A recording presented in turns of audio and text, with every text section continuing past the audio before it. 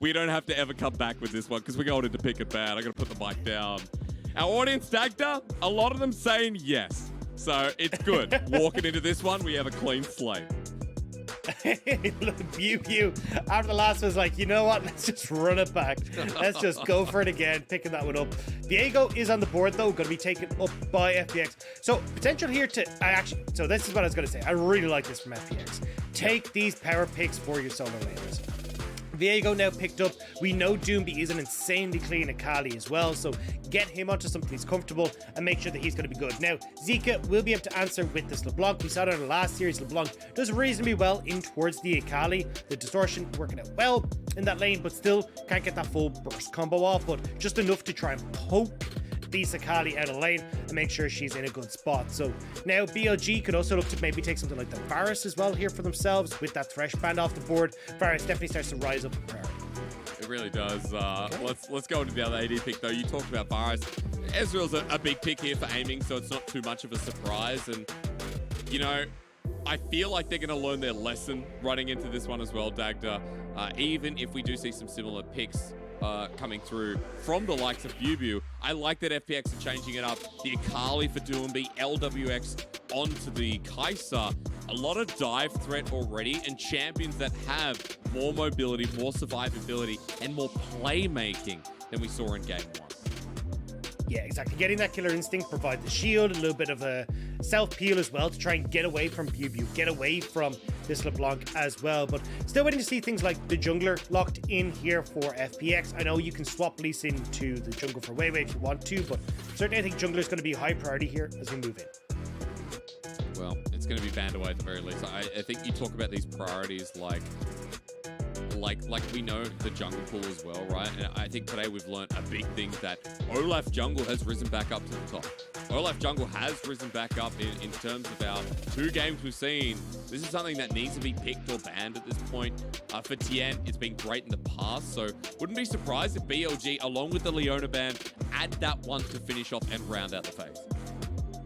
I will say though, I think Olaf, not the best pick against BLG's composition, right? A lot of mobility, a lot of ways to bypass him.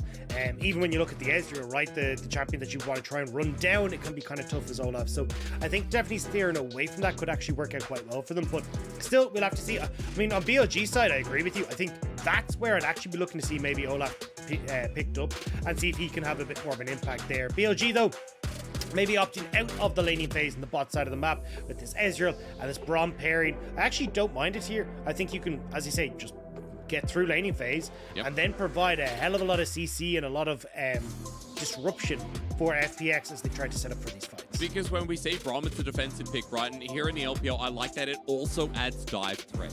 It's like how we talk about Tahm Kench in this region.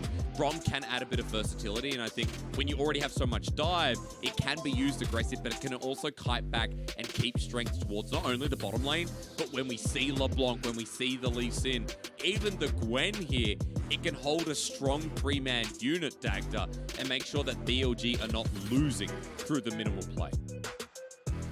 The only thing it means for BLG though is that their actual engage is kind of lacking, right? You're kind of hoping for Stray Concussive Blows or Winter's Bite or one of these chains from LeBlanc to land. Maybe you can get these engages from Bubu, but if you're trying to like hard force something, it can actually be kind of tough to find the right engages. So for BLG, definitely going to be trying to rely on the fact that they can play through these side lanes really effectively and try and collapse on FPX as they approach these objectives. Whereas for FPX, I mean, we've already got Nuggery again on this strong set matchup in the top lane. You've got a strong jungler with that scaling option as well alongside Doomby for this Akali mid. A great team fight setup for FPX and one that they can definitely look to power through when they get towards that 2 to 3 item spot. I do like though, Tien in game 1 said, I'll try Season 11 champion. Didn't work out, goes to the other one. So we're going to see how this Viego pans out and hopefully in a better fashion. Remember that game 1 was over from the 3-4 minute mark. It was that 3 kills up in the top side, but more importantly, it was, someone with the ref almost tripped backstage. It was also the team fight around the Herald, and that was just the ribbon on top, I think he called it, Dagda, the bow that tied it all together. BLG had an easy game 1. Let's hope FPX bounce back with our last series of the night. Let's hope they give us something, right? Because that was a horrible, a woeful game from the world champions of 2019 and the world champion of 2020. He was 2-6 by 15, 16 minutes. Really imitating people like the Shy here in the LPL. I don't know what happens, but you know, people come to the LPL and it's kind of different with the Shy because it's always been here most of the time, apart from Challenger's career in 2014. It's descending path, Dagda, is what I'm trying to say. I'll move on anyway because I don't want to really send us down here. We're going into a game 2, very different composition here. Dagda, I'm going to ask you all about it, running into it once more. Because Weiwei and Tien now with the Lee Sin versus Viego, but more importantly, BuBu on Gwen. If the same happens again, it won't be as easy to survive. Especially now that you're not on the Lee Sin. Let's find out though as we head to Summoner's Rift. Yeah, and I think that's the difference maker here is, right, we're not getting that same top lane matchup that was supposed to be Nuguri favored.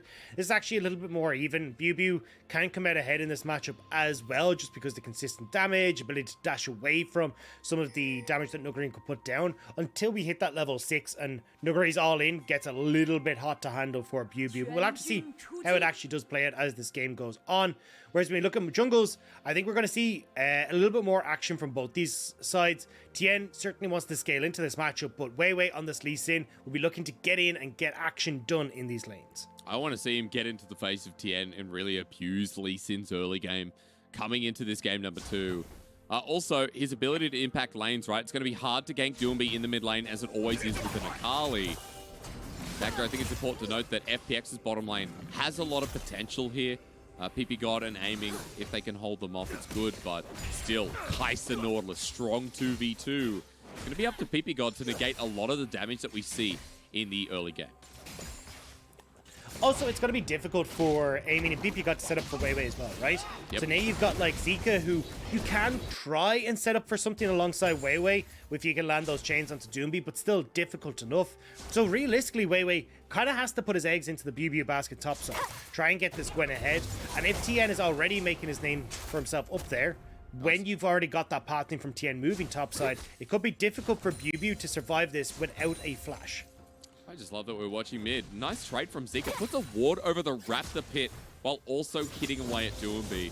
He hit 2 first. He was able to get the chain, and Doombi now at half health. Distortion again. Zika playing so cheekily. And with these auto trades as well, every time Doombi walks up to the wave, he gets hit back. Tien also spotted out by that ward. And I want to point out to any viewers that may be coming in for the first time, you might not know Zika, but he was coached by Coma in VODs Gaming last year. Now he's being coached by Coach Kim, so 2 world champion coaches sitting behind him, and he's Korean import. SKT. Yeah, that's right. Like he's someone who has a lot of potential, and LeBlanc is one of his specialist picks. Who would have guessed? Yeah, I mean, we already said it, right? Assassin's big thing for this guy. LeBlanc fits nicely into that. And you're already seeing he knows how to bully out this matchup in the early stages. Now Tien making his way towards the scuttle. I want to see if we get these plays again towards topside. It feels like that's the best place kind of for both these squads to put their attention. I love that block from PP God. A good look at the interaction, right? PP God gets between it, and LWX and Chris can't do anything to Aiming. Pushing out the wave as well. This is a really good start for BLG's bottom lane. Enabling Weiwei to set up for the Scuttle Crab and get bottom side vision, while up in the top side, Tien already picking up Scuttle, doing his Crux. And I feel like as this game starts to go on, it's going to be kind of hard for... A lot of this comes down to like how big is BuBu and how's his execution in team fights. Because when I look towards like LWX, right, LWX has to get up so close and personal to deal damage to BuBu because the hollowed mist. Same when you look towards Doombi, Tien to a certain extent as well, Nuguri too. So if you get to a point where you're 4 items on this Gwen, BuBu feels like he's going to have a whale of a time. But if we're still sitting at that 2.5 to 3 item mark, we're still kind of that 25-minute mark, it feels like FPX can still get a lot done. Tien spikes earlier off the 2 items, same with Doombi, Nuguri as well. And it really is that balancing act before FPX and trying to snowball this game enough that you're able to bypass BuBu before he comes online, but just not so early that you're kind of running away with like Doombi's not in a position to fight, Tien hasn't finished these Divine Sunders, and that kind of stuff. This trading continues in the mid lane. An important topic of conversation because of how we know how Gwen plays the game. I think as well, we also have to talk about team fight setup for FPX. A lot more tools here with the set, with the Nautilus, Akali to play angles. I think also like Tien as well, if you get space to reset. Just better team fighting tools here, Dagda, that can be utilized around these objectives. So I'm curious to see in these first couple of Dragons if these teams contest, because game 1 was so bloodthirsty. This time around, it might be a bit of a handshake agreement, considering that BLG's bottom lane has priority, and Weiwei has constantly been in the bottom portion of the map. I still think if I'm looking at FPX, their composition should be able to get a little bit more done if you work off of Kai'Sa and Crisp, just the level 6 that they get. But also, you do have to be careful, as you said. Zika will pretty much have guaranteed mid priority at all points in time, and actually BLG are the ones that are using that right now. PP God cheats up, make sure that he's able to support Zeke and shoving in that wave, and now they can rotate back bot for this round. Maybe just trying to poke over the wall to get it done. Tien looks for the steal, but he doesn't get a TP in, and Tien now going to regret his decision. Flashes over the wall. And BLG, that's a Dragon, that's a Summoner, no problem for PP God's exhaust. TP though from Bilibili down to this bottom side, and now Nuguri instantly TPs back to that top side. So you're getting a bit of free time here for Nuguri on this top lane turret, should be able to shove in that wave. I don't think he'll actually be able to get a turret plate though before Bilibili gets back up there, and I would have preferred to see Nuguri hold on to that teleport, try and make a play elsewhere on the map, especially down towards this bottom side. Like, something has to be done here to try and like stop BLG from just hitting this mid game in the stride. And if you're not really pushing this game forward as FPX, it doesn't really feel like it's going to be FPX's comfort zone.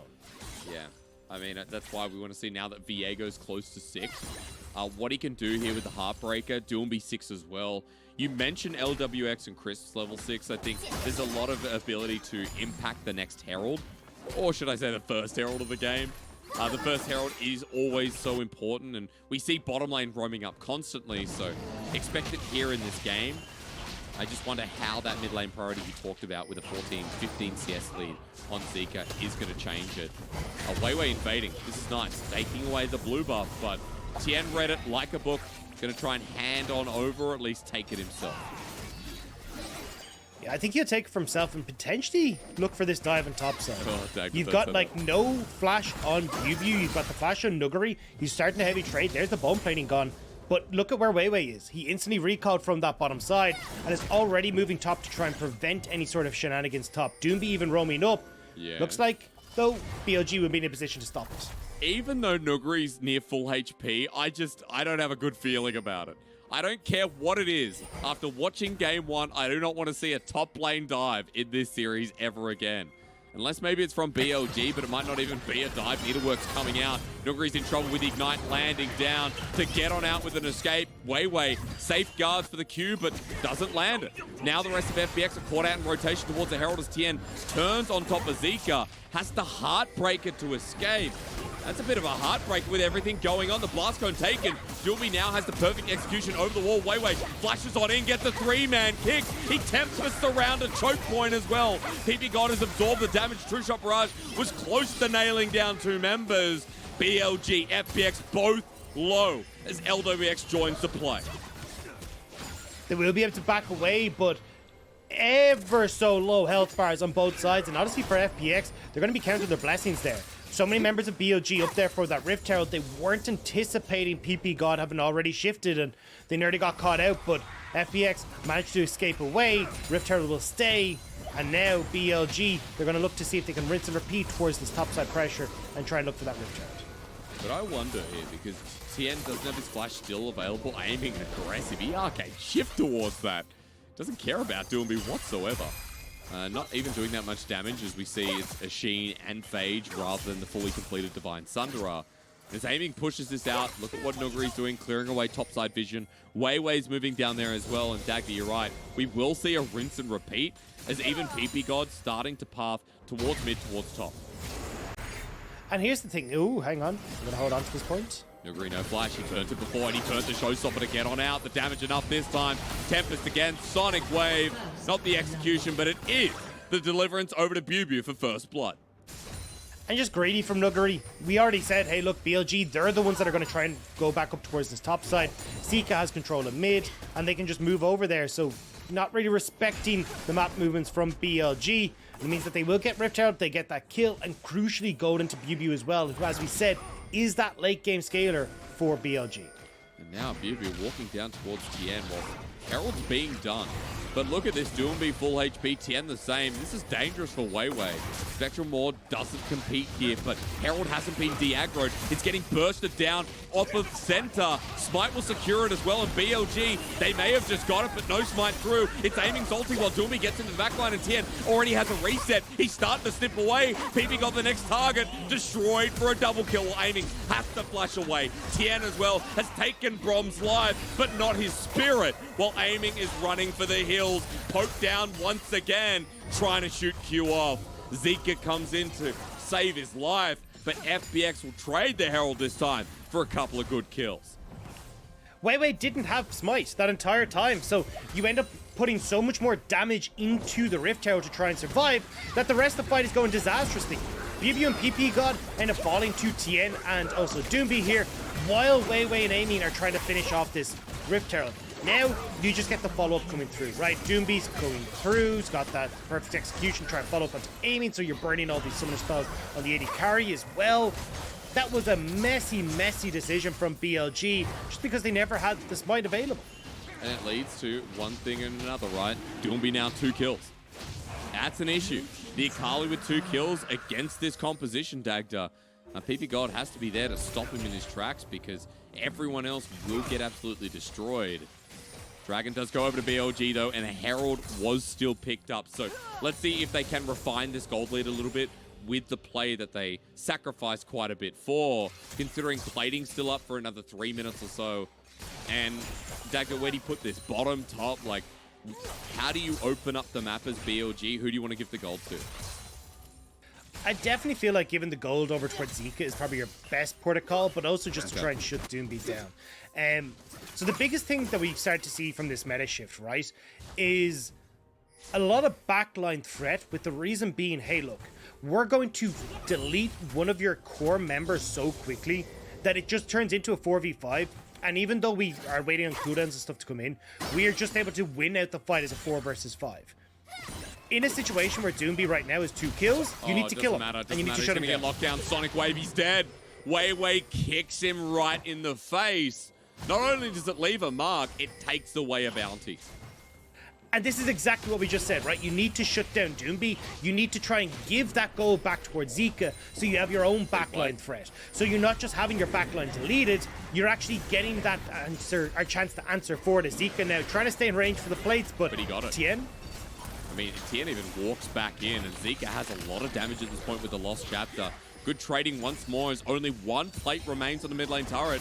Look at the golden side of your screens. He has more while in the top lane. Bubu versus Nuggery. Weiwei's back at it again.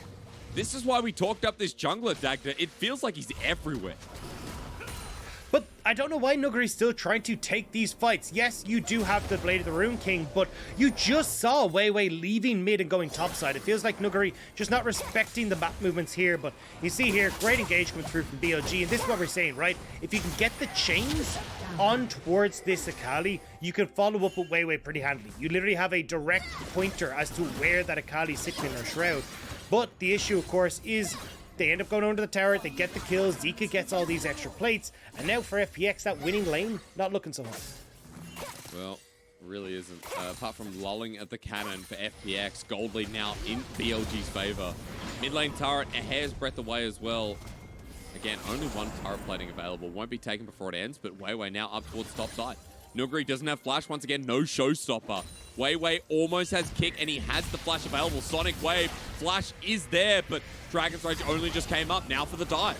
This is everything. Tien is trying to get them away from Nuggery, who is just so volatile with the Blade of the Ruin King, but also as squishy as a peach. BLG are still up topside as well, Dagda. They're not giving up yet. The timing just ever so slightly off for Weiwei. Wanted that Dragon's Rage up so badly, but now they're just going to turn it back. Everfrost, Heartbreaker to get out. Tien now has no ulti, and look at the space that's being created. Bubu does a lot of damage here, but he's under turret. He's taking a Haymaker. PP God saving the day with Guardian. Fantastic work from him, but Doomby, after he teleports in, can't land the shuriken flip. And both teams playing a little bit messy while LWX is playing PvE. And that's perfect for FPX, right? You dissuade the dive, a lot invested by BLG towards that top side, teleports, resources, and you get LWX to answer on the bottom side. Now, mid lane turret may be in trouble, but Doomby will be here to actually save that. So, win for FPX, and suddenly this gold rate is teetering back and forth between these two teams. And the big thing that we have to remember is, as we said, like both these squads are very much set on like backline dive, bursting out one member. Well, for BLG, you have a slightly easier time because of LWX being the Kai'Sa, being that short-range champion. You've got the opportunity for Weiwei, Bubu, Zika to get onto him. However, with this Everfrost build, Zika's just trying to lock up and be a more utility-style LeBlanc rather than the first full burst damage. And it will mean that you need more members of BLG to follow up on this LeBlanc, be that dive buddy alongside her. Whereas at FPX's side, Doomby can be the solo artist in the backline, finishing off aiming, putting pressure on towards some of these. I mean, even carries like Bubu if he's got a little bit of help. I want to point out as well that the Everfrost kind of genius when you're going up against the Kali. I mean, if you're able to lock down with the chain, you get double root, you get double stun, and it's as easy as that to make sure that you get the kill, you lock down. So still picking up an early mythic while FPX are now grouping mid. Dragons up in 10 seconds, but once again in this game, BLG are 2 dragons up.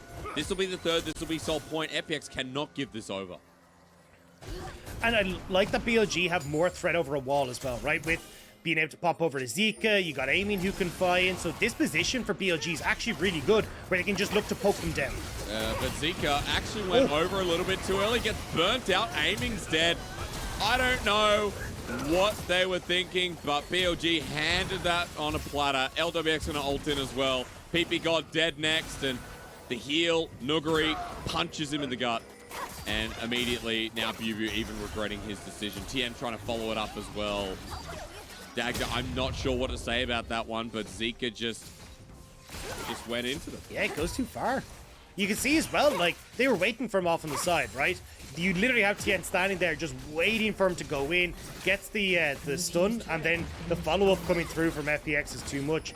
Zika, like, you can threaten over that wall, but they needed to keep the vision before he just launched himself into Tien. Let's have a look, because I feel like I'm missing something in the replay there. You talk about Tien in the play. I'm curious as to what actually happened. Third dragon going to go down, and here we go for the replay, because Zika going over felt comfortable. Right? Zika goes over into God, Tien. no. Look at Tien. He's literally ramping up the W, What? and Zika just launches himself into it. And it's unfortunate because he doesn't have vision, doesn't see that Tien is gone for it. So Zika taken out of the play, and the second that that happens, you can see that everyone in FPX is like, just go.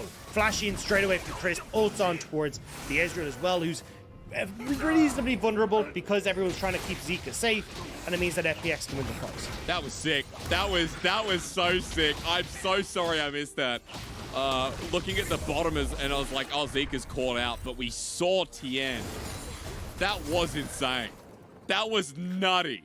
Oh my God, Dagda. You know, when you see someone for the first time, someone you love, you get butterflies in your stomach. That's what I get there, watching Tien predict the LeBlanc over the wall. Yeah, that is insane. Ladies and gentlemen, I'm so glad we got to see that again. Yeah, nice job exactly from Tien. And look, you just need to keep the vision. You just need to make sure that you're not launching yourself into that. And nice job, as you're saying, from Tien. But Zika, again, like, if you don't have that vision, you can't just launch yourself into a control ward. And that kind of fell apart for BLG. Third dragon now went FPX's way. We're stopping this dragon stacking coming through from BLG. We're slowing this pace of the game down a little bit, giving control back to FPX. And something that FPX is great at is when they get control like this in moving people around the map, finding those picks that make it so difficult for teams to fight against them. And a lot of that does seem to come down from Doomby as well. Well, Dagda.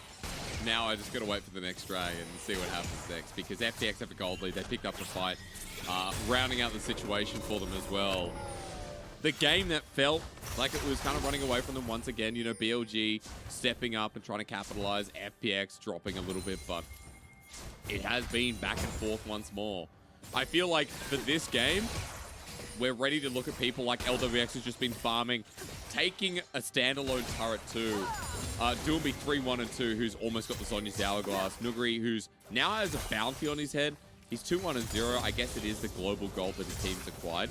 Kind of weird that Doomby doesn't have one, but then again, against his lane opponent, Zika is 190 CS himself, sitting strong on the clock. So we are just going to be farming up for the time being, waiting for the next objective. There is a second Herald, but we'll see if anyone has any value to fight over it. I mean, right now, this is definitely FPX favored. You've got push-in bot side coming through from Nuguri. He has his TP available as well. You've got multiple members of FPX in position with Doomby even shoving in top. So trying to enter this as BLG is going to be tough. And when you've already got all these outer structures down, or what am I saying? Sorry. When you've already got these outer structures down, I think as well for FPX, they can start to push in, get that deep vision, and give that pick chance even more threat when you look towards Doomby, Tien, even if Nuguri can find his way in towards the back line of BLG. I just want to point out, I was wrong about Herald. I didn't look at the time, folks, again. Just a strange day. It's because Weiwei actually has the Herald in his back pocket as well. So there is still the way for BLG to open up some of the outers themselves. Top and bottom still standing, and I think it's important when you have the Gwen who is going to be capable of handling the set, being able to split push, giving these elongated lanes where Weiwei can start influencing, giving Bubu a bit of support as well. Zika as well to start moving around the map. BLG have a lot of options, the dive threat, the presence that Zika can have because he is going to be so mobile. Everfrost's not going to connect there. Unfortunate. Aims for the chain as well. Doomby just going to walk away. Weiwei now spotted out, and you look at the bottom lane. Nuguri's just going to keep pushing in. LWX is moving up. It's all around this Baron that teams want to highlight vision, and BLG just want to open the map for themselves. But the thing is, it's 50 seconds until Dragon, right? You're committing multiple members up here as BLG, and I mean, Rift Tower will go down, but I'm not sure how much pressure they can put. Nuguri is also in a position now to just start it up as Bubu. By LWX, it's an 80 carry. Needlework comes through. The last hit's still there. I think LWX has got it, and he takes him down. Now BLG choked out. They get the turret, but now they want to get the hell out of dodge. A lot of damage thanks to aiming the flash away from Chris to survive. Nuguri on the flanking angle with flash with Showstopper, and LWX not going to be able to join the play, so it is a 4-for-4, and Bubu needs to come back alive, and when he does in 20 seconds, has the TP. So FPX aren't going to continue the fight. They back away, and an 80 carry beating a Gwen. Now I've seen it all. Yeah, I never really thought we'd get to see the day with just how strong Gwen can be, but it turns out Kai'Sa actually has a bit more in the tank. Now, BLG, they start up this Baron. TP is available for Bubu. Dragon is on the table as well for FPX. So if BLG get forced off of this, which it looks like they're about to be, you can just then turn over towards the Dragon as FPX. They haven't done their due diligence. They haven't lensed the pit. They're taking free damage here. Smite comes down from Weiwei, but has another stack in 10 seconds. BLG just forced away. FPX push mid, and Dragon's up. Because of the HP bar, because BLG have been there for so long, Tien's just going to start this one up. And that's what we said, right? Force Baron, the BLG off Baron, turn towards Dragon. That's an easy pickup, and it feels like BLG are starting to fumble this mid game. They don't really know how they're supposed to be trying to set up for Baron. They're not really sure how to play through these side lanes, and when they were doing such a good job of stacking these Dragons, letting that fall apart is a mess. Now though, we get to see LWX. There you go, hit the Void Missile straight in, and watch how he's playing inside that Hollowed Mist at all points in time, not giving the opportunity for Bubu to actually have a moment of respite from the damage that this Kai'Sa can churn out. That was sick. I mean, even the Wit's End there as well. Yeah, that's right. Like, it's going to do so well against Bubu in the future if that happens, but AP solo laners, Ezreal is mixed damage. This itemization pretty smart here from the Kai'Sa, considering that now the attack speed's going to be out of this world. You have the E upgrade as well on Supercharger, I'm sure of it, especially with the Zeal and Kachea's Shard. So LWX is going to be a strong 3-item Kai'Sa. Aiming getting there as well, but at the moment, with all the dive and the solo laners of FPX being ahead, Dagda, I have a lot of faith that FPX are in a very comfortable position to start forcing some of these fights, to look for the 5v5s and play around killing aiming, killing Zika, even Bubu getting caught out in rotation. especially when more of this magic resist starts to come through as well, right? You've got the beginnings of a Banshee's Veil there for Doomby. You've got the Wit's End already for LWX. I wouldn't be surprised to see some sort of itemization coming through from Nuguri as well that incorporates more magic resist alongside those Merc threads. So you end up in a position where a lot of these AP damage dealers just don't have a huge amount of the threat that you would usually expect. So definitely on FPX's side, itemizations in their favor. We talked about the ability to have one or two of these threats, having way more access and way more, honestly, well, just threat in the backline of BLG, a lot more presence in the backline of BLG. As Baron is up, you can see FPX starting to get control over the room. Nuguri, those angles once again. Arcane shift aggressively from aiming, but TP on the side. Chris starts the engage. Bubu and Nuguri going to have it out while the rest of the fight happens here. True Shot Barrage lands through Chris while Bubu still does damage. Doomy's going in. He's taken down PP God. Now no defense for the Ezreal AD carry, who has to get all the way out of dodge. Bubu caught between 4 members. The Halloween Mist won't save him. As into the backline, Wei trying for something. Gets Doomby, but the rest of BLG are running from Tien. Zika has to land the chain, which is great, but LWX still has a killer instinct inside of him. And it's going to turn that into a Baron, able to finish off those members of BLG. FPX will turn their attention towards the top side of the map, and that was a gorgeous fight from FPX, all starting off the back of that threat from Doomby, tearing apart BLG's backline. Well, the free Baron, the gold lead for sure this time around, and a potential game number 3 here between BLG and FPX. That's what it feels like, is aiming Zika, the people that are doing the most damage at this point in the game, got zoned all the way off. We're going to see it in the second Dagda, but Bubu just in the middle of it all. I don't know, man. I feel like I'm harsh on this guy, but sometimes Bubu just, I'm not sure what goes on. Well, I think here, this is kind of what we're talking about, right? The backline threat that Doomby can offer is way more than Zika in this fight. Zika actually kind of playing backline heal for Doomby, but while everyone on BLG side is like panicking as Doomby's in the backline, the other 4 members of FPX are casually dealing with Bubu, and then they can turn their attention towards the rest of the fight as well. And this is why we're mentioning like the solo threat that this Akali can offer versus the 1 to 2, well, the 2 to 3 man threat you need on the opposite side. What happens if he's 1v3? He's out. Because he's out. Teleport's coming in. Nuguri's going to chase this up, but the minions in the way. And because Doomby survives, he's able to use the Baron back.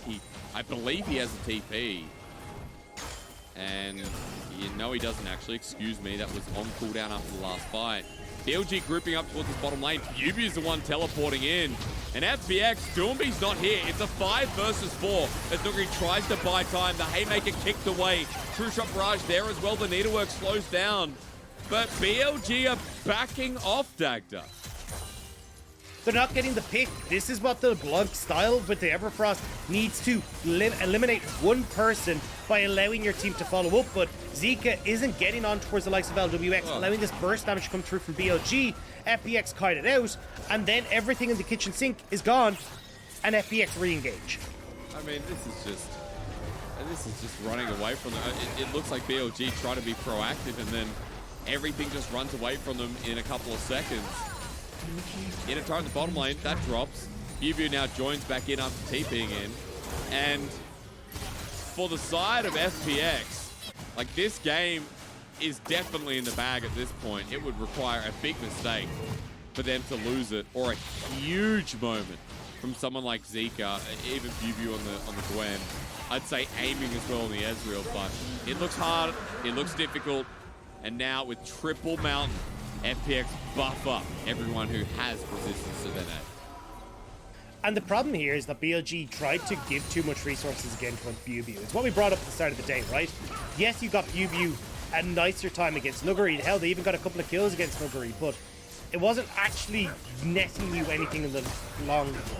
Now you've got Zika, who has gone for this Everfrost, doesn't really have the burst damage to take out anyone FPX, especially with all the magic resist we just talked about. Aiming is only just completed his 3rd item. It's even the Frozen Heart. He's not really hitting that spike and running with it like we expect to see from an Ezreal. And BLG, they're starting to cross the point where there's just no real way for them to try and win these fights. Well, Wei caught out in his own jungle, has to kick away Nuguri. Probably won't get a chance to talk about the 3-item Kaiser that has a rapid fire cannon 3rd. Just looking at items in comparison to aiming.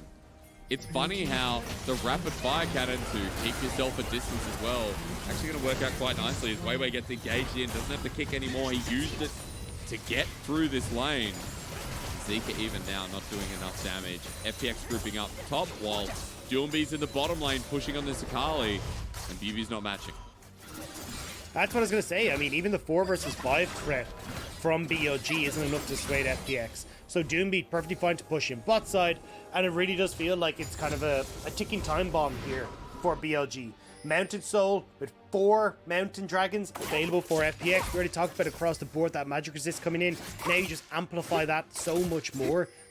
It's so hard for BLG. And even the late game scaling we talked about for BuBu, right? The opportunity that maybe this Gwen can take over is looking harder and harder to manage because she's been itemized against so well. Yeah, and because she's, you know, half an item out and against these core people like LWX. You saw him solo BuBu before. He can do it any point in the game at this point. As Doombee is even looking for BuBu himself. Same level, but there's a 3-item Akali running at you. Protobelt going to get you within range. Shuriken Flip does connect. There's Zika now coming in. Doombee doesn't take the other part, but Crisp is here to interrupt the kickback. Doesn't get Doombee, but the Banshee's down. He's in the middle of it, and everyone from FPX are joining in the fun. Crisp hit out first, and no one from BLG taking too much damage. They've gone in a little bit one by one, but the Haymaker sets it up, and Doombee into the middle as well. Tien flashes away. He'll be able to re-engage, but Zika still does some damage. Is aiming. Arcane shifts over the wall, but LWX, the 4-item Kai'Sa wants to be in the middle. The middle she shall be. Tien with resets though. That's the issue. As Zika, that's the fake clone of course. It's a 3 versus 3. The rest of FPX aren't in here. But Tien is a menace. Doombee joins back in. Teleport on the backside as Aiming is still alive. Aiming is doing so well in this fight. And he lets FPX know the game ain't over yet. Aiming carried that fight so well. Getting onto LWX and shutting down that AD carry meant that Tien was the only real threat left standing, and even he wasn't enough to try and carry that fight through. BLG managed to work their way through that fight by the skin of their teeth. Well, we'll have a look again because Chris started, but the rest of FPX were not here yet, especially LWX. Well, the big problem here is that Doombee goes in, right, and not actually able to assassinate him. So he uses his full combo, including perfect execution, and doesn't get onto the Ezreal's, not worried about this Zika, and BuBu as well has just been able to sit here and continuously hitting, continuing to steal away a bunch of health. And while this is going on, here's that play. Aiming hops over the wall alongside PP God, shuts down LWX, and then that consistent damage is lacking on the FPX side. So we talked about, hey, look, it was going to be difficult for BLG to find these full 5v5s, but in these kind of scrappy, drawn-out fights where FPX aren't coordinated, that's where BLG can find success. I mean, the fact is, Aiming now has matched builds because the Sorel's Grudge picked up after the kill, after the 1,000 gold bounty on LWX, who was 4-0 and 6. So it is 4 items for each AD carry, 3 here for the mid laners, or 4, excuse me, for Doombee. So a full item ahead of Zika on this LeBlanc. Now Zika standing over the wall. Nuguri going to get chained up. Once again, 2-shot barrage straight for Doombee on top of Zika while LWX gets in the back line. Down he goes, but LWX now exposed. Going golden to buy time while BuBu does the same. Nuguri getting low, but Aiming's taken down LWX. Nuguri kills BuBu. It gives a reset, but the kick comes through. Doombee again, depth charge onto Aiming. He's crushed in a corner, and FPX bring it back to what it was. BLG destroyed. Aiming is trying so hard in these fights, but there's just too much being tossed his direction. The depth charge being held on for so long by Chris, and in a second it gets plonked onto Aiming, he knows he's done. 4 members of FPX still there. They will turn towards the base of BLG. And we'll run it home. It's 10 seconds until Zika dagged up, but BuBu not up for another 20. They should have enough damage. They have someone to take it in Crisp. And with Aiming coming up, Zika aiming in another 17 or so seconds. But Nexus exposed, and we go to a game number 3, folks. It's all over here for BLG. And FPX actually show us something in the second game. It turns out when you don't int 3 kills across the first few minutes, you actually have a better time in these games. And certainly we got to see the results of that in this game number 2. And definitely, I think great performances coming out from core members on this FPX squad. LWX, we saw him soloing out. Bubu, a lot of confident plays on that chart.